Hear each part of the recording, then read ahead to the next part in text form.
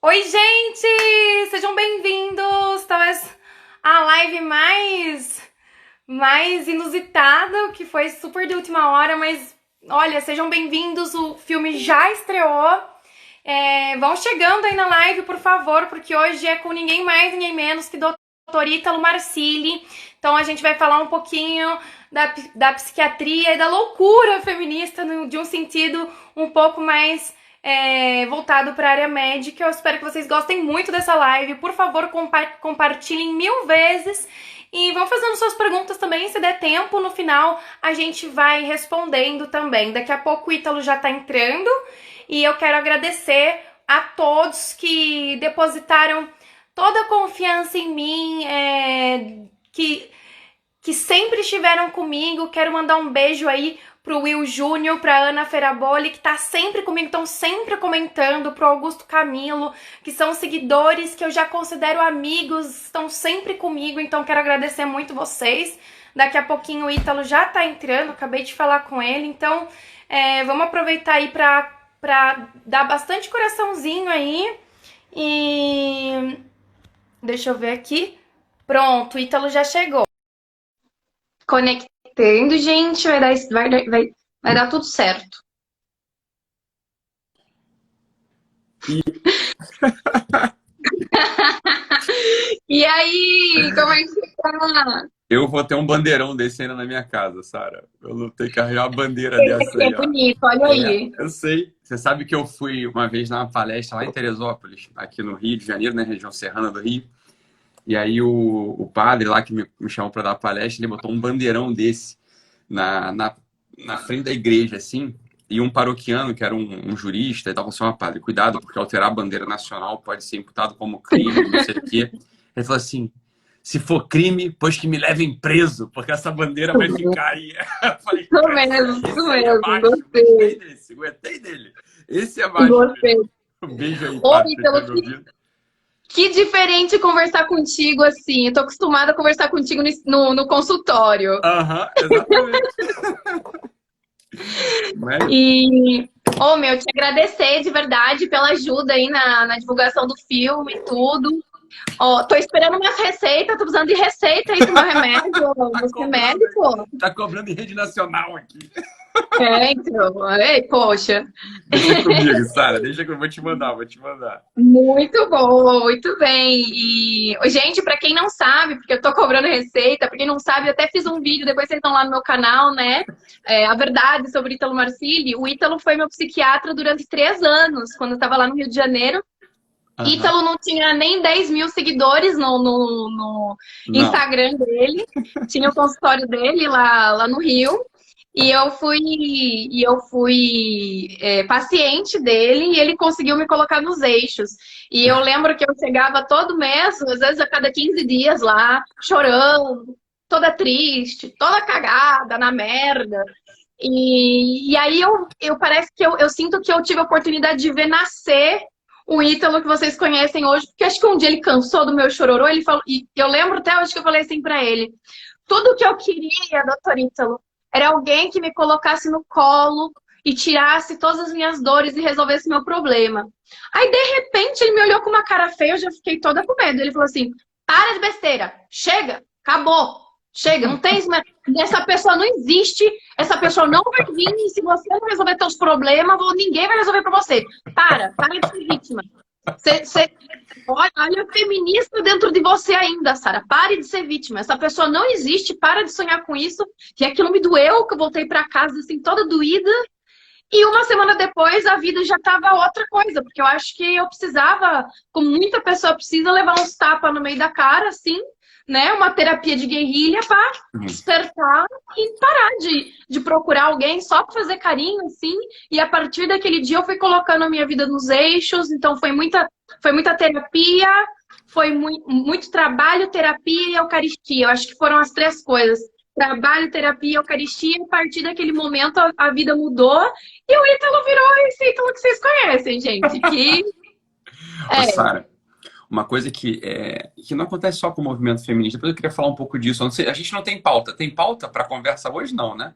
Eu Deve fiz umas ter. perguntinhas aqui que eu Tem? acho que vai ser bem legal, Então mas tá. aí pode ir falando, pode ir falando. Tem uma coisa, Sara, assim, no movimento feminista, eu, de verdade, por temperamento, o pessoal não sabe disso, né? O pessoal acha que eu sou só brigão, não sei o quê, mas uma galera já sabe que não é bem assim que funciona, mas por temperamento eu tendo a tentar ver as coisas por todos os ângulos, entender.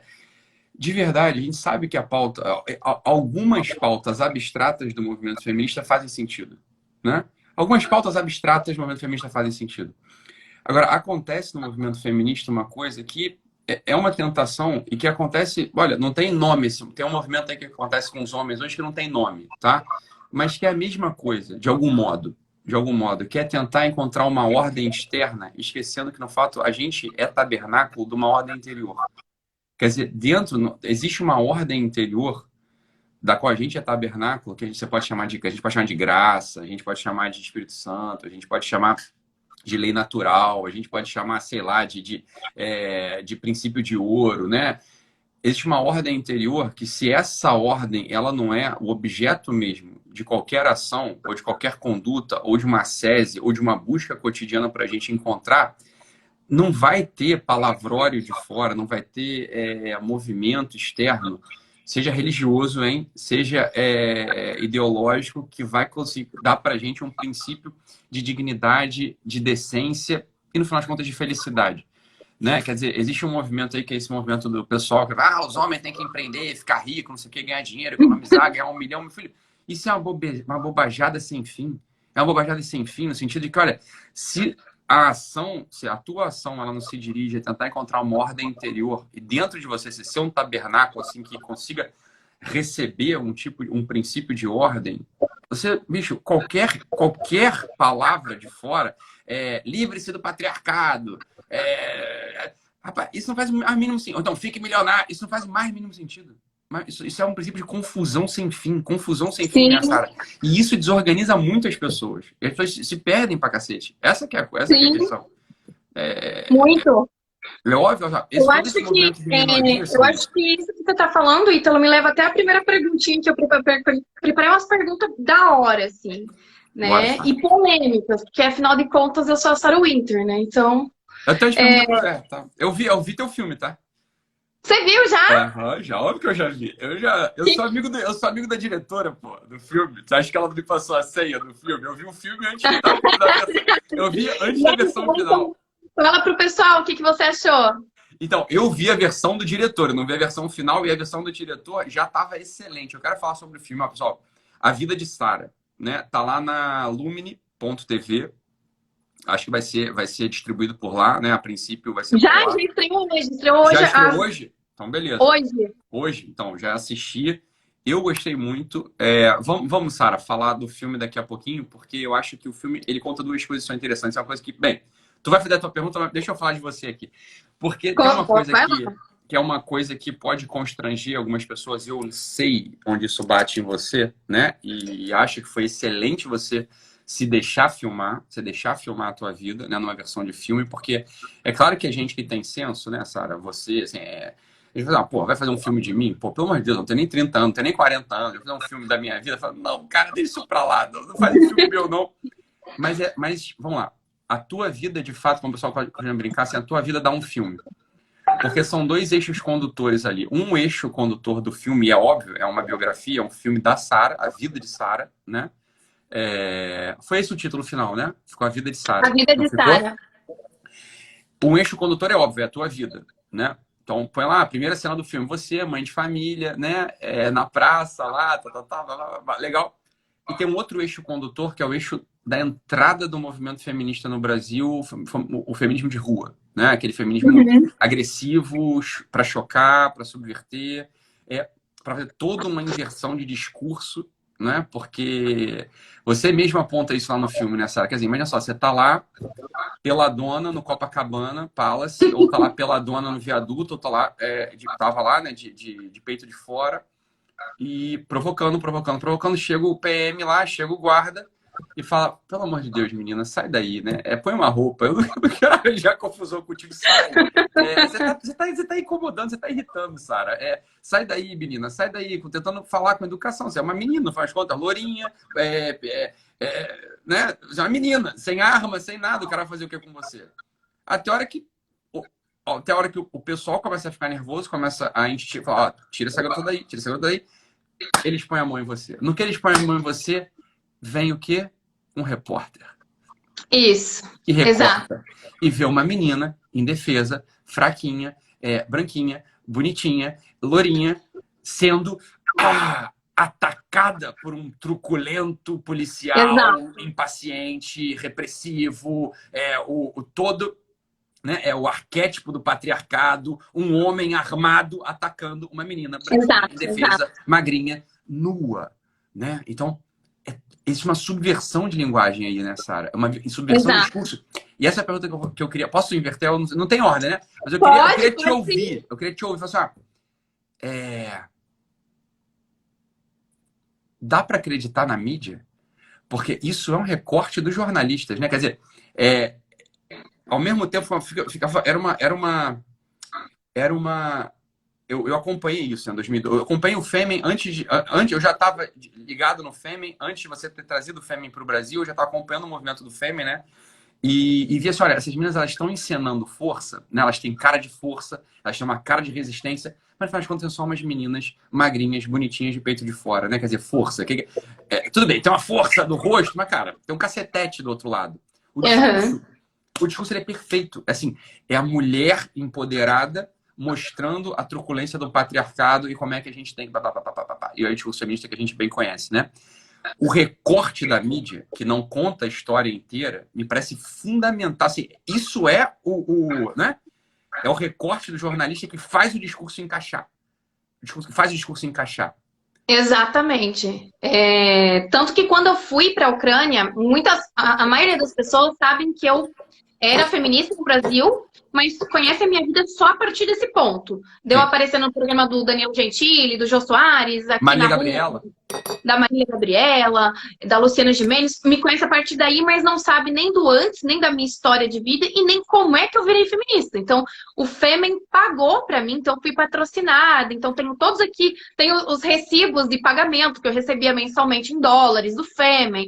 Então, eu fui até a Ucrânia, passei por um treinamento e nesse treinamento, posso dizer que a terceira parte, porque a primeira parte é um treinamento assim, até você como psiquiatra pode falar, comentar um pouco disso, porque é um treinamento assim psicológico, psiquiátrico, porque eu fui obrigada, junto com outras meninas que vieram da Polônia, dos Estados Unidos, do México, da Argentina, para fazer o treinamento comigo, a gente passou 1h30 repetindo a mesma frase. Eu sou uma vadia, eu sou uma puta, eu sou em pé, 1h30 repetindo isso. Até que chega uma hora que a gente realmente acredita. E que a gente parece que a gente normaliza essa palavra na nossa cabeça até ela se converter numa palavra boa, em algo que era uma coisa pejorativa, de repente é um complemento,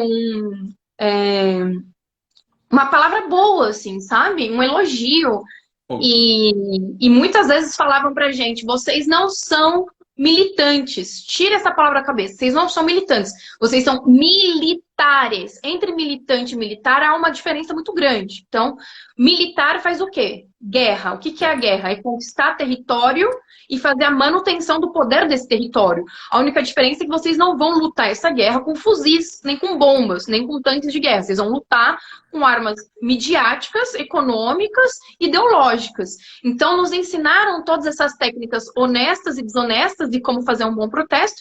E depois, numa segunda parte, ensinaram, a gente teve esse treinamento do Fêmen, era um treinamento que, se alguém me perguntar quem foram as pessoas que me treinaram, eu não sei dizer até hoje, porque eram pessoas bem velhas, assim, com 70 anos, assim, homens e mulheres, que eu acredito que eram agentes da União Soviética, porque nem inglês com a gente eles falavam. É isso que eu ia falar. Lembrem, Ucrânia é a União Soviética, né? Assim, a Sara foi lá para Kiev, né? Kiev, né? Foi para Kiev, lá, a capital da Ucrânia. capital cultural da Ucrânia, a União Soviética. Então, assim, recebeu treinamento da KGB, no final das contas. É treinamento da... Sim. Sim, e a gente tinha. Essa é uma diferença muito crucial que eu vejo nos movimentos de direita e esquerda, porque na direita a gente tem um começo de movimento aí de rua, onde cada um ainda quer apresentar o seu movimento, ainda tem um egocentrismo muito grande. E já na esquerda, não importa a sua vida, você é parte do coletivo, você não é um indivíduo, você é parte de um coletivo. E eles falavam pra gente, vocês agora são soldados que vocês têm que treinar essa guerra, vocês têm que treinar e ir pra guerra, vocês estão dispostos a dar a vida por isso? Então, nesse treinamento, esses caras, esses senhores, e velhinho brasileiro e velhinho russo, é muito diferente o porte físico de um velhinho russo. Então, teve partes do treinamento físico que a gente levava de 15, 20 tapas na cara, assim, um atrás do outro, que era pra gente aprender a não chorar. Sim. Não chorar. E numa terceira parte, que era a parte... A gente recebeu quase um treinamento, quase um mini curso de jornalismo, que a gente aprendeu a como fazer um press release. Para quem não sabe, press release é um documento que a gente manda para a imprensa avisando que a gente vai fazer alguma coisa. Isso que eu ia falar, quer dizer, você invadiu Copacabana Palace. Falou, porra, a Sim. imprensa lá brotava como? Vocês certamente fez um press release para eles. Uma antecedência. Eles eram todos... E eu tinha o contato de todas as agências de notícia nacionais e internacionais. Então, estavam comigo a AF, que transmite para toda a América Latina e Espanha, a Reuters, a AFP, que é da França, Associated Press, que é dos Estados Unidos. São todas as agências internacionais de imprensa estavam comigo. E o que eu fazia? Eu não só avisava com antecedência, através de um press release, né, de um documento, de um e-mail falando, e aí já tinha o objetivo do protesto, o que a gente ia fazer, que horas, etc., telefone de contato. Como a gente também fazia alguns acordos. Então, eu já sentei na mesa de gente da Globo, já sentei na mesa de gente da Reuters. Porque o que a gente fazia? A gente fazia uma troca. A gente dava a exclusividade dos protestos e, em troca, eles se comprometiam, os fotojornalistas, a subirem nos jornais, na imprensa, só as fotos que davam a impressão de que a gente estava sendo machucada pela polícia. É isso que a gente está falando. A gente começou a falar, quer dizer, a narrativa era totalmente recortada pela mídia. E o que chegava para o pessoal, pai de família, mãe de família, né, pro no normal, classe média, pobre, assim, no Fantástico de domingo, no jornal Nacional, que é carinhosamente apelidado por mim de show de fofocas do Bonner. Né, chegava o recorte lá, né, da coisa. Nossa, e a abertura que eu tinha um poder midiático muito forte. 2012, 2013, 2014. Toda vez que alguém queria escrever sobre qualquer coisa, saúde da mulher, coisa de feminismo, ligavam para mim para colher a minha opinião. Então, eu ganhava muito dinheiro indo nos programas da Globo, no programa da Luciane Gimenez, e eu vivia disso. Então, hoje que eu não sou mais feminista, eu não tenho espaço em nenhum desses lugares. Não tenho espaço em nenhum, ninguém... Eu brinco que os meus peitos valiam ouro, porque quando eu mostrava eles, eu era convidada e era paga para isso. E hoje que eu me dedico a falar a verdade e transmitir a verdade, eu já não importo mais.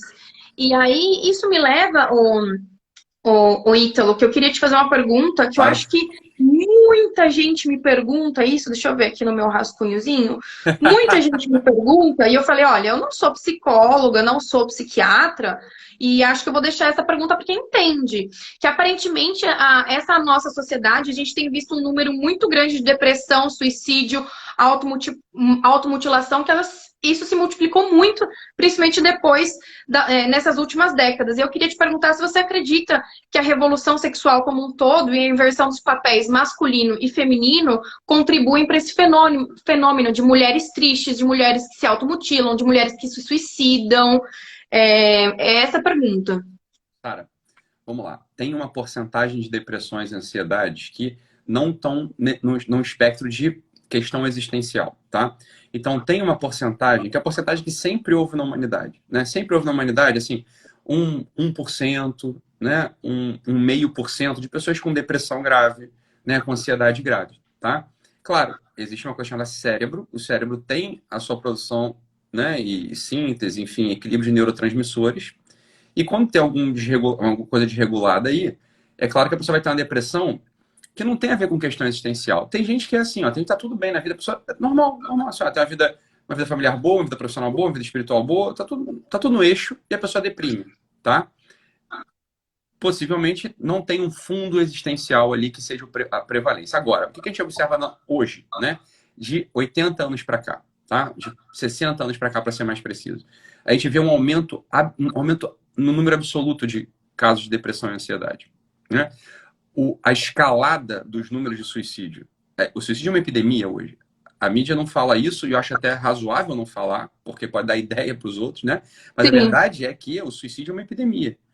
A depressão é absolutamente prevalente. A ansiedade, 40% da nossa comunidade tem ansiedade clínica, ok?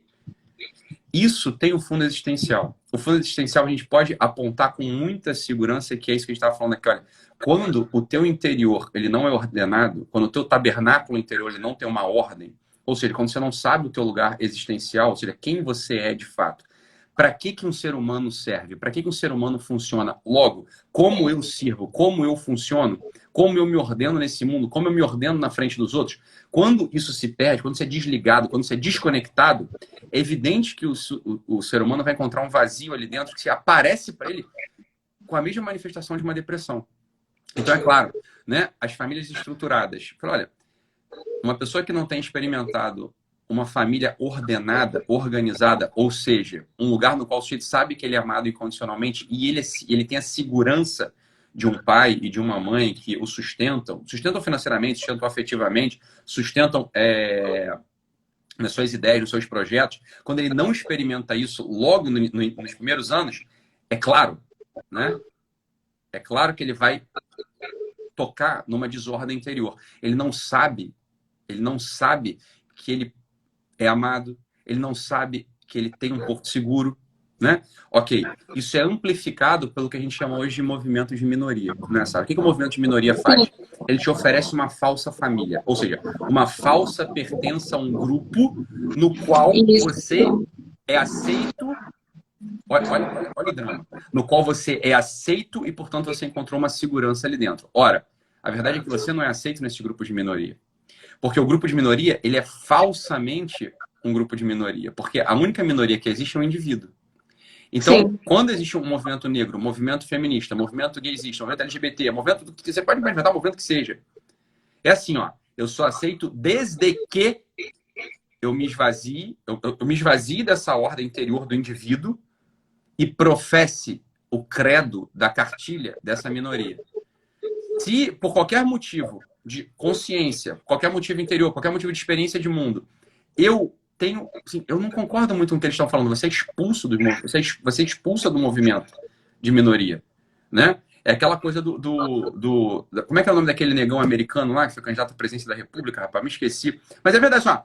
Por exemplo, o movimento negro.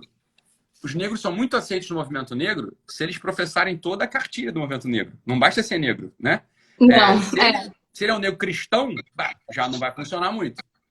Assim, já tá fora da cartilha. Que minoria é essa? Você tá entendendo? Então, é óbvio que esses momentos de minoria, e aí nos momentos de minoria, entram aí tem um monte de outras coisas culturais que você tava dentro disso, né? Quer dizer, todos os movimentos da cultura da morte, né?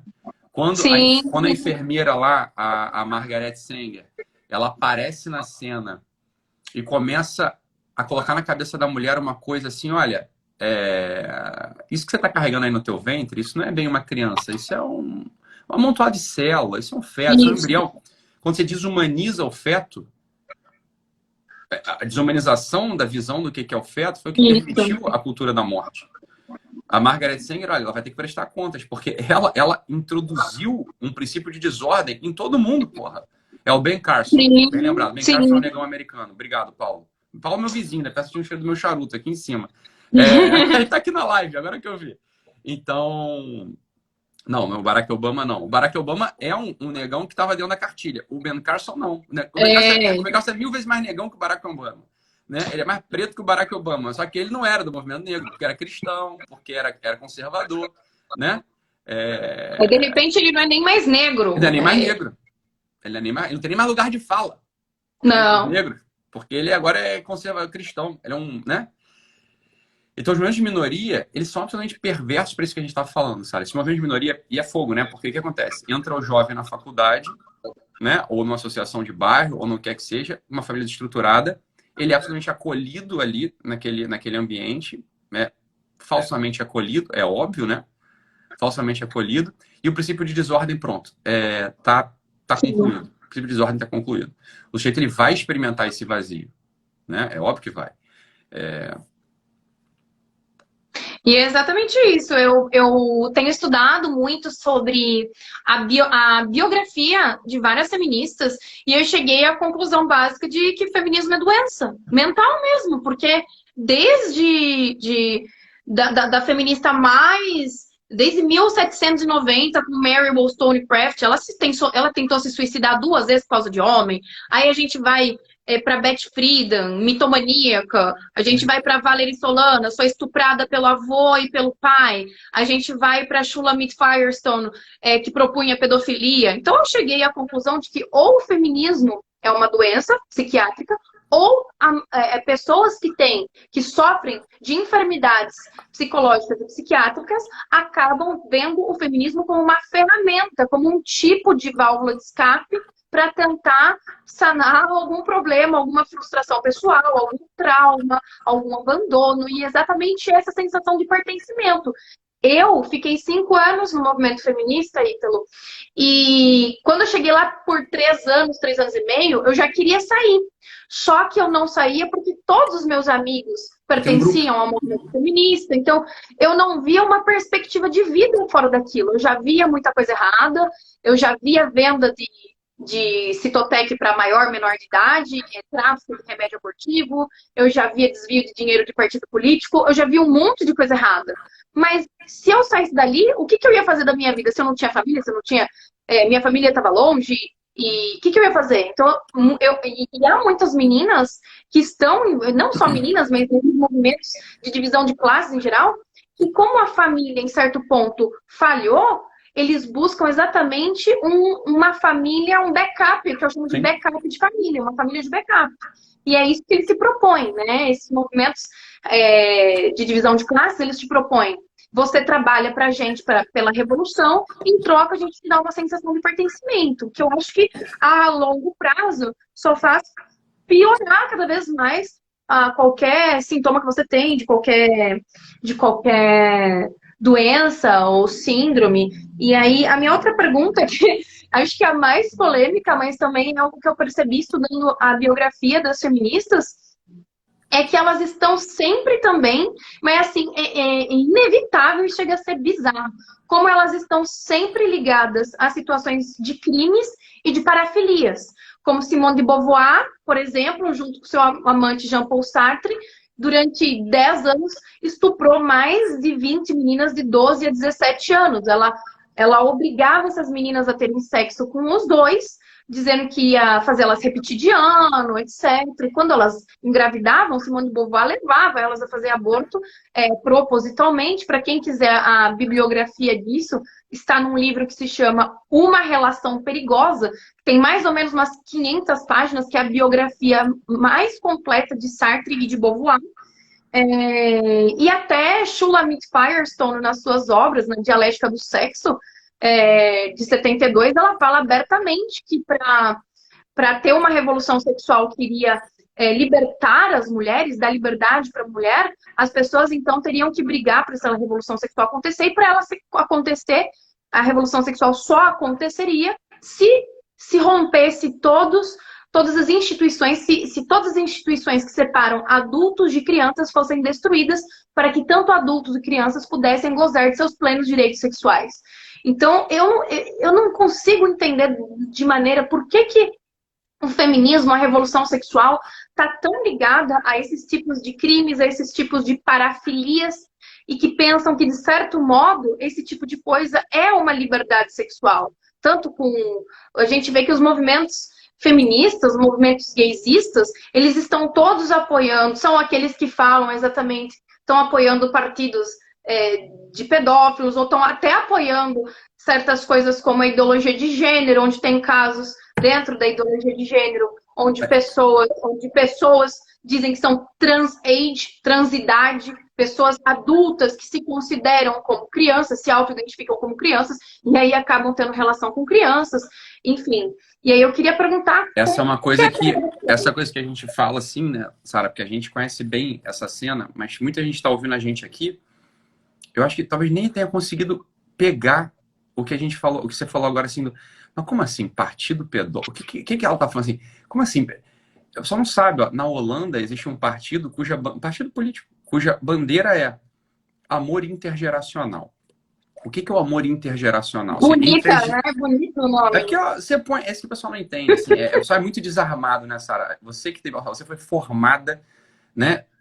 Você foi formada dentro da União Soviética, né? Então, assim, você sabe exatamente por dentro como esse negócio funciona, né? Por dentro como esse negócio funciona. Então, assim, talvez a pessoa mais especializada no Brasil para falar desse assunto é a Sara, né? A primeira coisa é a seguinte, ó, domine a linguagem, você dominou tudo. Isso. Né? Então, pronto, olha só, falar de pedofilia, ninguém é a favor. Falar de assassinato, ninguém é a favor.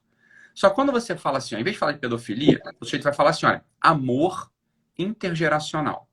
Isso. Porra, ninguém é contra o amor, concorda? Assim, todo mundo é a favor do amor. Pô, o amor eu sou a favor, né? Sou a favor do amor. Todo mundo é a favor do amor, né? Todo mundo não é a favor da liberdade. Todo mundo é a favor da liberdade. Então, quando a gente inverte a linguagem, então, olha só, eu não vou falar de pedofilia mais, eu vou falar de amor entre as gerações. Isso. Eu não vou falar mais de matar um filho no ventre, eu vou falar de liberdade de escolha da mãe. A pessoa comum, ela nem notou o que aconteceu. Nem notou o que aconteceu. Aconteceu o seguinte, olha, existe, né, existe uma militância, em cima da militância existem os ideólogos, em cima dos ideólogos existem os filósofos, e esses sujeitos, né, têm uma agenda muito clara imperialista de dominação. Ponto. Eles entenderam o seguinte, é isso que o pessoal não entende, é isso que as pessoas não entendem. Só, dominando a linguagem, está tudo dominado. Né? Uma das coisas que eu faço aqui no meu trabalho é tentar remontar a linguagem. Olha, vamos dar nome aos bois sem medo. Né? Vamos dar nome aos bois, vamos falar como as coisas são, sem medo. Né? Isso é fundamental para a inteligência de cada um, para as pessoas terem assim, ó, um mínimo de antídoto contra esse mal. Porque olha só, você tem que conseguir falar o seguinte, ó, você pode querer abortar, aborte, mas sabe o que você está fazendo. É um homicídio. Ponto. As pessoas matam desde que o mundo é mundo, você concorda? Então você tem que conseguir falar, porque quando né, entra-se numa clínica de aborto, ou quando a gente lá na faculdade de medicina, a gente tá na cadeira de ginecologia e obstetrícia, e a gente aprende a abortar uma criança, ninguém fala que aquilo é um homicídio de uma criança. As pessoas estão falando assim, não, é a interrupção, vários eufemismos, a interrupção da gestação. Isso é na melhor das hipóteses, né? Na melhor das hipóteses, eu falar isso. Ou então, isso foi... A Margaret Sanger, ela com muita perícia, muita precisão, ela teve essa sacada. Ela disse, olha, a gente tem que inverter a coisa. A gente nunca vai conseguir liberar o aborto para poder implementar a revolução sexual se a gente não mudar o nome. Esquece o aborto. Não é sobre aborto. É sobre liberdade da mulher. Fala, puta, venceu. Quando esse discurso ele entra, venceu. Porque todo mundo é a favor da liberdade. Então, hoje, 50 anos depois, a gente tem até dificuldade de falar isso. Porque a pessoa fala assim, mas não é liberdade mesmo? Né? Mas não é liberdade minha? Olha, veja como a linguagem foi dominada e como está todo mundo de quatro, porque não se domina mais a linguagem.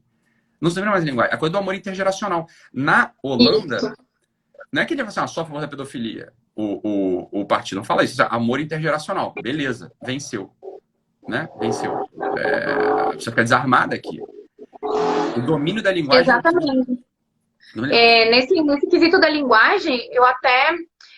cito bastante para as pessoas procurarem um livro que é a Bíblia, entre aspas, da ideologia de gênero, que é o Problemas de Gênero, da Judith Butler, que ela escreveu em 1990.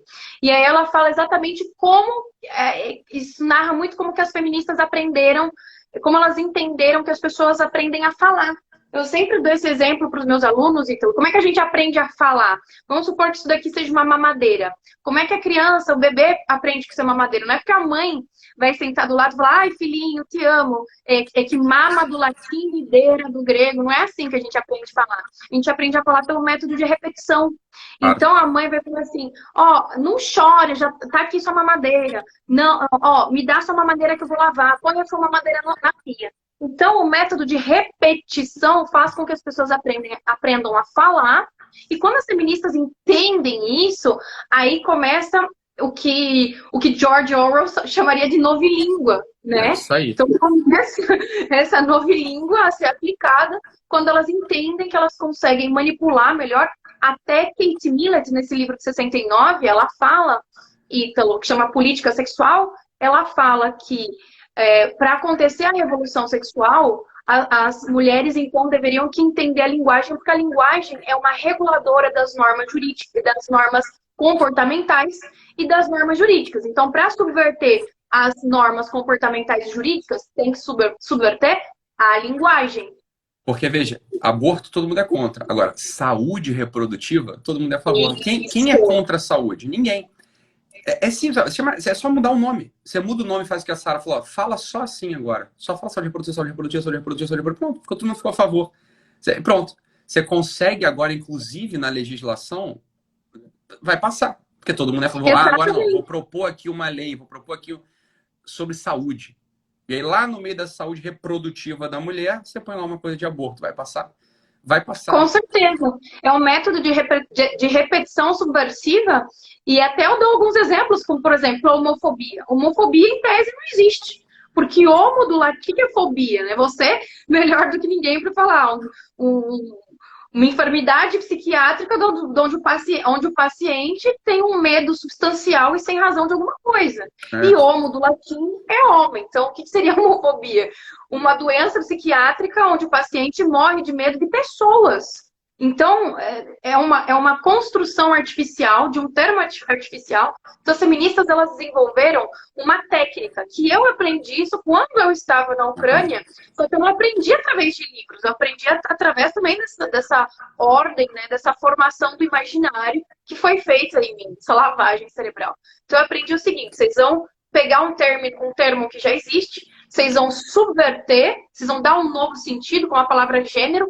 Gênero não tem nada a ver com sexualidade, Não, gênero é uma palavra feita para categorizar coisas, então, gênero alimentício, gênero musical, gênero literário, mas é uma palavra, um termo um pouco ambíguo. E aí você pega um termo que já existe, você dá um novo significado para ele, depois você bombardeia a sociedade através dos meios de educação e comunicação, até que a sociedade, sem perceber, começa a repetir e legitimar esses termos. Então, antes ninguém falava violência de gênero, ninguém falava gênero masculino, gênero feminino. Há uns 10 anos atrás, todo mundo falava violência doméstica, sexo masculino, sexo feminino. Então, ou você constrói termos artificiais, como homofobia, até termos mais extensos, como lugar de fala, esse monte de coisa que não existe. Eu sempre falo para as pessoas: parem de falar, pelo amor de Deus, faz promessa de dedinho comigo, parem de falar, eu sou contra o lobby LGBTTTQYX. Isso não existe, cara. Existe homem e mulher. Não legitimem doenças psiquiátricas. Ai, sabe, não pode falar isso que é politicamente correto. Não importa. Então, assim, não legitimem ideologias, não legitimem problemas psiquiátricos, não existe, né? Então, você quer falar, eu sou contra o lobby gay, eu sou contra o gaysismo, eu não sou contra os gays, eu sou contra o lobby que quer, na verdade, com essa história de homofobia, quer legalizar a pedofilia. Então, as pessoas têm que entender que a gente não pode utilizar os próprios términos que esse povo inventa contra eles, que a gente está caindo exatamente na rede deles. Essa aqui é a coisa. Quando você está preso dentro da gaiola linguística, você nunca mais sai da arapuca que foi armada. Nunca mais sai. Se você entrar na gaiola verbal, você não sai mais da arapuca armada. Então, uma das coisas que eu faço aqui, e chocou um pessoal quando eu comecei a falar, vamos falar aqui palavrão, vamos falar como as coisas são.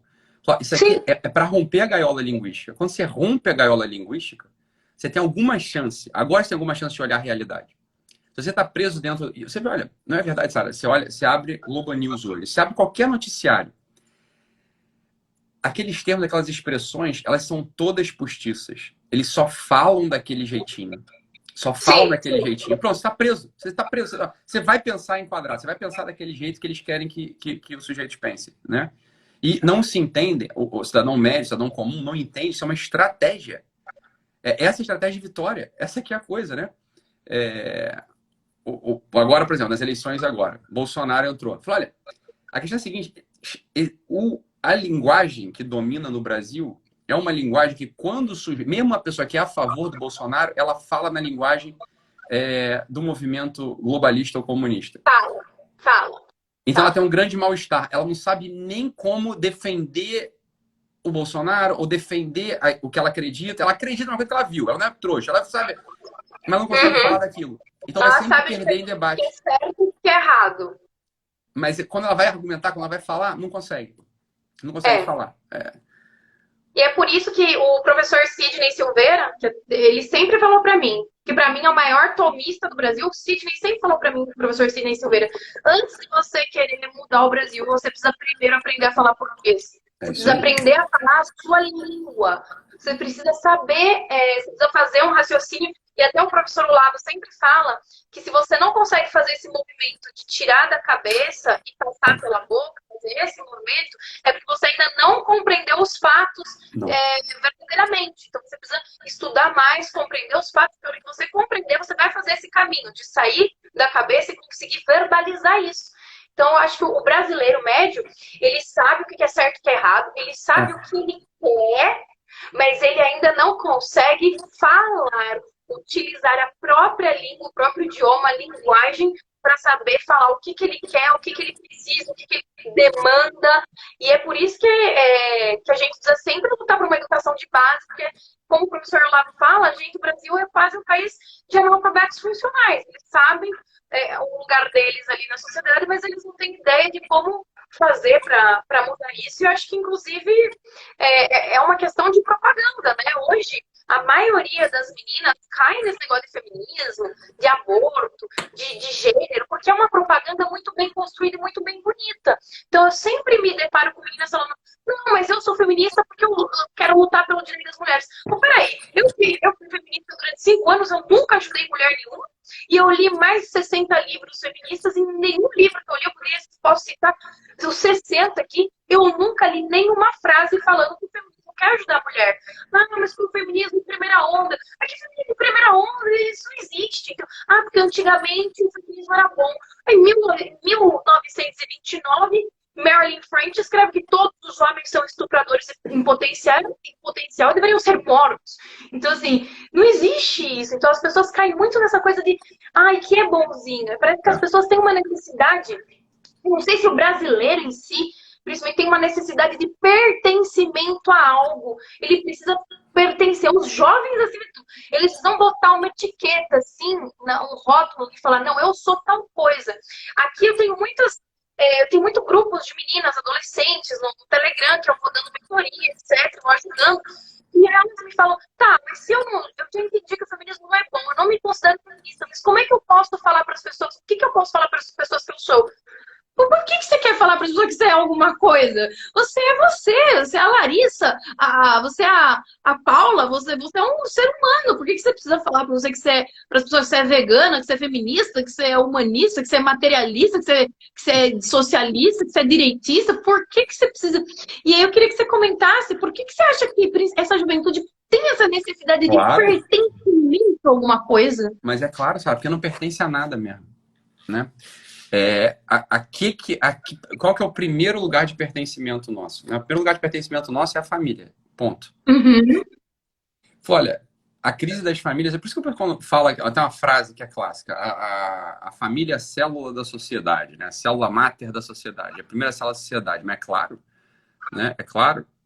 Agora, quando a família sofre, quando a família perece, quando a família padece, quando a família é desestruturada, o sujeito nasce querendo pertencer, porque todos nós nascemos querendo pertencer, né? É uma bobeira você falar, eu não quero pertencer a nada. Só fala isso quem teve algum tipo de raiz, tem algum tipo de... E não nota, é um peixe na água. O peixe não nota que está na água, né? Mas todo mundo, você só pode falar isso, não quero pertencer a nada, tô bem resolvido. Beleza, que bom, cara. Isso significa o quê? Você teve alguma estrutura familiar, alguma estrutura de apoio, de carinho, de amor lá, que te deu, assim, o básico da vida humana. Agora, qual que é a nossa realidade de hoje? Né? As famílias, elas estão mal, obrigado. Estão muito mal, obrigado. Né? Estão muito mal, obrigado. Óbvio, esse desejo de pertencer a alguma coisa, ele vai permanecer. E eles encontram aonde? Eles encontram nesses lugares aí, no rótulo. Olha só, eu não faço mais parte da família Silva, né? Da família Marcílio, da família Geromini, da família... Então vai ter que fazer parte de algum lugar, de algum agrupamento de pessoas. Agrupamento de pessoas. Só que as pessoas não se identificam pelo sobrenome. Elas vão se identificar por uma ideologia. Se identificam por uma ideia. Postiça, no final das contas. Né? Postiça, no final das contas. Que não alimentam a alma. Porque esse é o ponto. O princípio de ordenamento, o primeiro princípio de ordenamento do homem é o amor. É o amor. Sara, o que aconteceu contigo quando você estava com uma sepse, resto fetal dentro de você, com uma peritonite já quase lá, com a barriga inchada, sangrando, e você ligou para suas amigas feministas? Alguma delas foi? Não, me deixaram para morrer. Deixaram para É morrer? isso que... Uhum. Então, veja, o princípio de ordenamento, o princípio de agrupamento, não era o amor.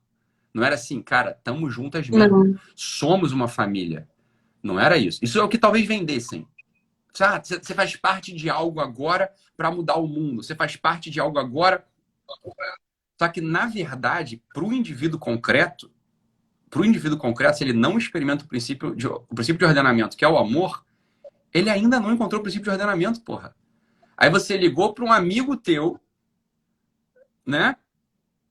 Que não era de movimento absolutamente de lugar nenhum. Não, era católico. Católico. Não é porque os católicos são melhores. Mas olha, bem, ligou para um cara que tá...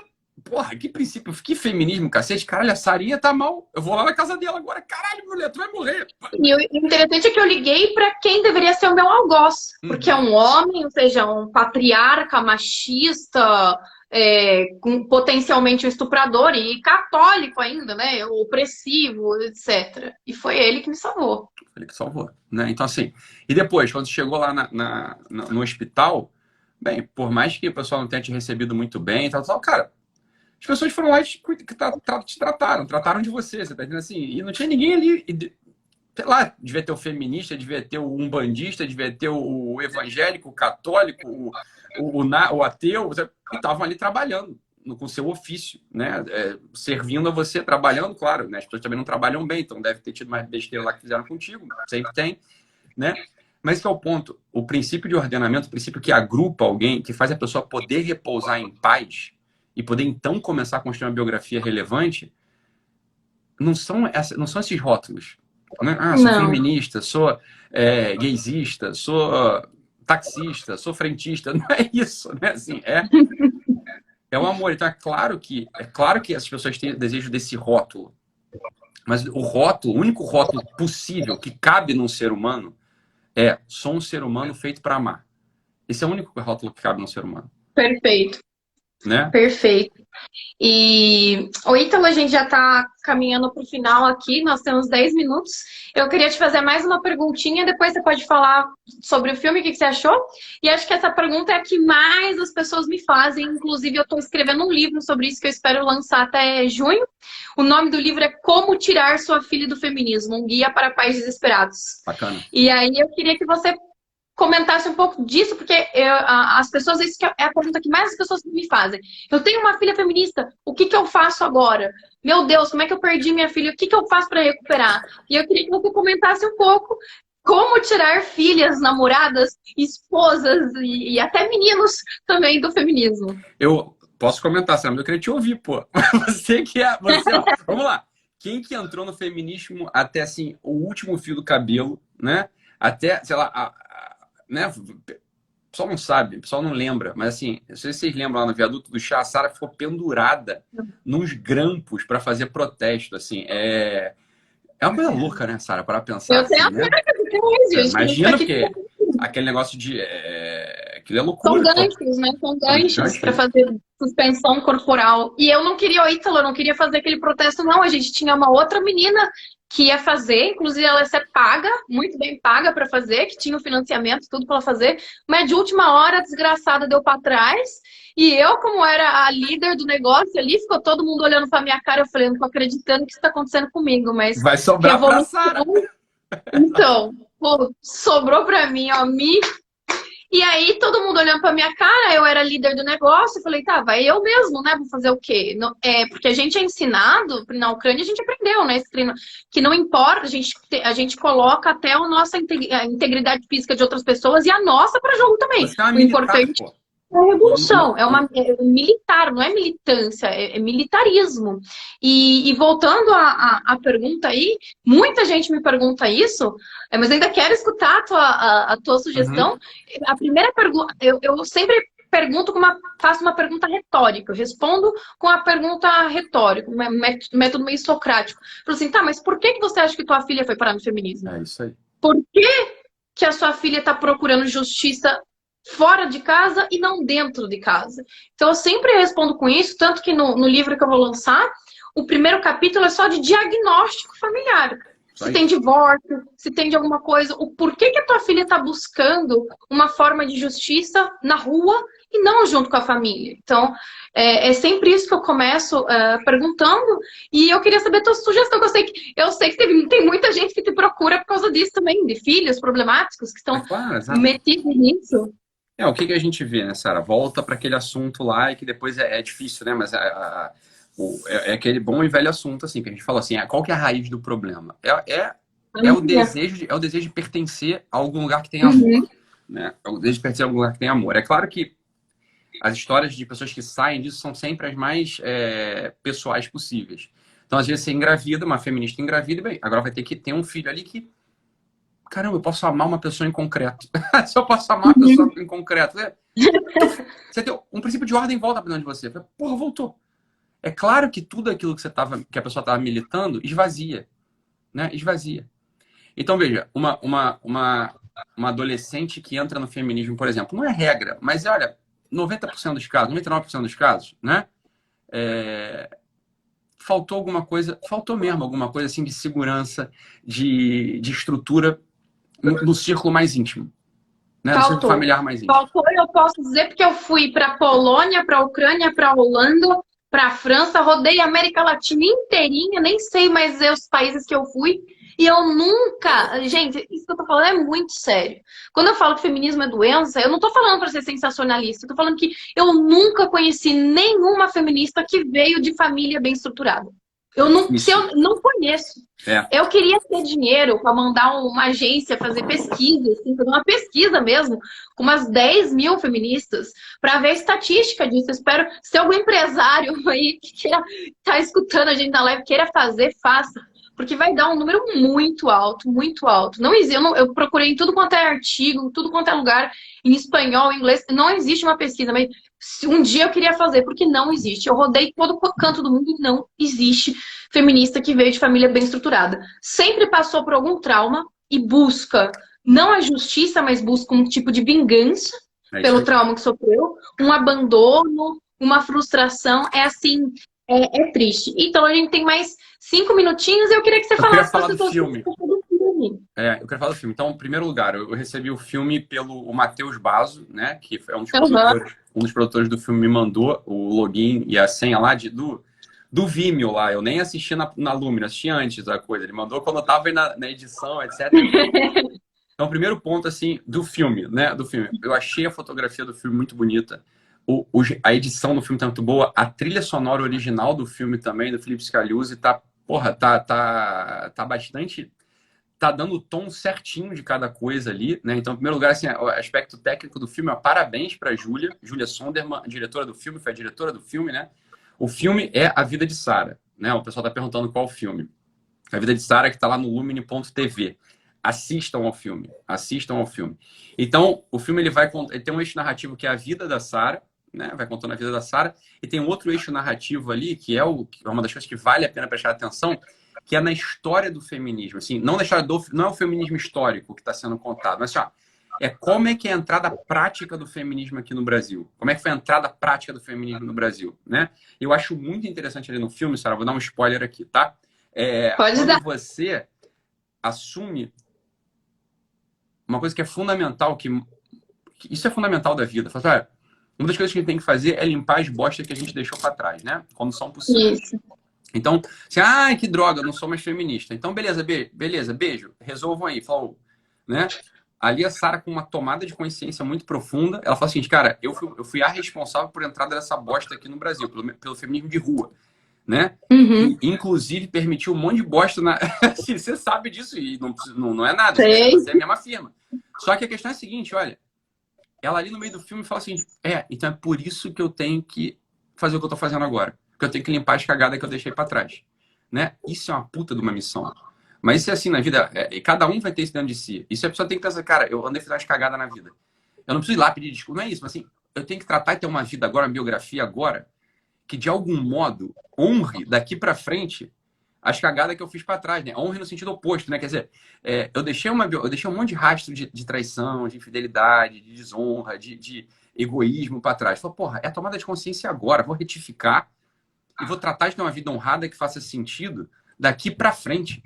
Daqui para frente, olha, então assim, tem o eixo lá da tua vida, tem o eixo do feminismo, tem esse eixo que é um eixo como toda biografia, né? Eu sou um leitor de biografias, eu gosto de ler biografia, gosto de ver filmes de biografia, e essa é uma grande lição do filme, essa é uma lição pessoal, para cada um. Falar, a pessoa que vai assistir o filme, eu nunca fui feminista, eu nem sei essas coisas, eu não sou feminista, beleza. Mas tem uma puta de uma lição ali no filme, uma lição de retificação. Fala, vou retificar, eu vou retificar, eu vou assim, entendi a cagada que eu fiz, não importa.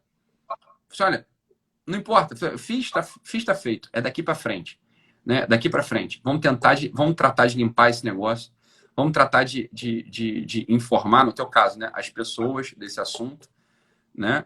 O máximo que eu possa com toda a intensidade da minha vida, que é o que você está devotando na tua vida, né, Sara, hoje, né? Deixa eu fazer, vou fazer uma leitura aqui, já que você pediu para comentar o filme. Eu acho que eu falei no início da live, né? Existe uma desordem interior muito profunda que faz com que as pessoas possam cair nesse tipo de coisa. Né? No caso ali do filme era o feminismo. Então tem uma desordem, tem um esvaziamento profundo da ordem. Então quando vocês levantavam aqueles cartazes lá, free fuck, né? Assim, free fuck, assim, sou vadia, sou vadia, sou vadia, sou vadia, sou uma puta, sou vadia. Falei, beleza, o que aconteceu? Você desordenou o interior completamente, porque isso não é o desejável, isso não é o que ninguém quer ser, na verdade, né? Você precisa falar isso tudo, você desordena todo o teu interior para poder colar maximamente num discurso postiço que está para fora.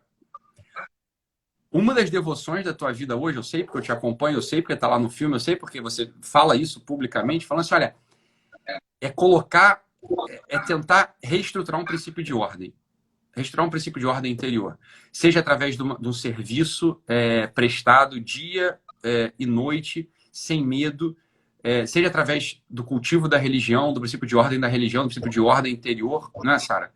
Então, essa é uma lição muito profunda do filme. Eu acho que todo mundo tem que ver esse filme. Quem vive no Brasil hoje tem que assistir o filme. Porque conta uma história do que é o Brasil hoje, conta uma história de uma vida que pode ser imitada, né? Não é assim uma vida distante. Você, mas eu nunca fui para a Ucrânia, eu nunca fui feminista, eu nunca botei o peito de fora em Copacabana. Beleza. Tu não fez isso. Mas tem um monte de coisa que tu fez aí. E tem que retificar. E tem que retificar. Né? E tem que retificar. Então, assistam ao filme da Sara. Vida de Sara. Vida de Sara é o nome do filme. Assistam. Assistam. Eu adorei. Eu adorei. Ai, brigadão, Ítalo. Pra mim é muito importante. Eu acho que a última muito pergunta... bem no filme, Sara. Eu tava 8 quilos mais gorda. A única coisa que me deixa triste. Tá bom, mas tá muito bem no filme. Se alguém perguntar pra mim, você se arrepende de alguma coisa do filme? Arrependo de ter gravado gorda. Mas ontem eu já me inscrevi, já tô perdendo 50 toneladas aí com isso, então já me inscrevi lá, você se inscreve também pra você perder seus quilos. Já perdi 8, falta mais uns 5 pra eu chegar como que eu era quando eu era feminista, que eu tava magrinha. Então, eu vou fazer uma última pergunta, que é uma pergunta pessoal, mas vou abrir para todo mundo ver, porque eu sempre fui midiática. De quando eu entrei primeira vez que eu entrei no seu consultório, há 3 anos e meio atrás, e até o dia de hoje, tu acha que eu mudei bastante? A gente encontra hoje esse princípio de ordem que eu estava falando. Um tipo de paz que não é a paz dos cemitérios, né? Não é aquela paz né, de uma canção de bar. É a paz na guerra, né? É a paz na guerra. É a paz de quem entendeu qual que é a missão, qual que é o nervo da própria vida e vai lutar dia e noite para fazer uma biografia que vale a pena. Sara, eu fico muito feliz de te ver. Muito mesmo, assim. Quer dizer, tem uma diferença mesmo. Tem uma diferença, assim, que é isso. Tinha um esvaziamento, assim, a coisa fora do lugar para se encaixar e a coisa se encaixou. E agora é a vida, né? É fazer essa vida que não é... que é a luta diária mesmo. Muito bom, Sara. Muito bom, muito bom. Tá vendo? Recuperada, paciente devidamente recuperada. Tomei a primeira porrada do Ítalo, quando ele não tinha nem 10 mil seguidores no Instagram, e funcionou, gente. Então, vocês assinem o Guerrilla Way. Quem é meu seguidor aí que não conhece, que está conhecendo agora, assinem o Guerrilla Way e vamos fazer uma terapia de guerrilha que dá certo. Não é o marketing de guerrilha que eu fazia no Fêmea, é a terapia de guerrilha do Ítalo. Então, Muito oi, bom. Ítalo, o Instagram já avisou aqui que a gente tem 20 segundos. Quero te agradecer, tô com saudades. Passando essa quarentena aí, vou pro Rio. Vamos combinar de tomar uma cerveja, por favor. Vamos, Sara, E vamos. obrigada, viu? Beijo, fica com Eu que te Deus. Beijo agradeço. nos meninos e tudo, viu? E Deus te abençoe tuas ordens, hein, Sara? Sempre. Amém. Tá bom? Fica com Deus. Obrigada. Beijo. Fica com Deus.